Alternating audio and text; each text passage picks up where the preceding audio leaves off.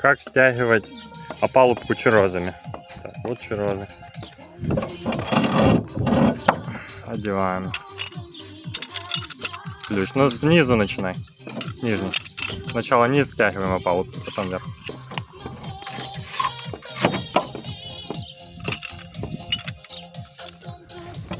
Одеваем его.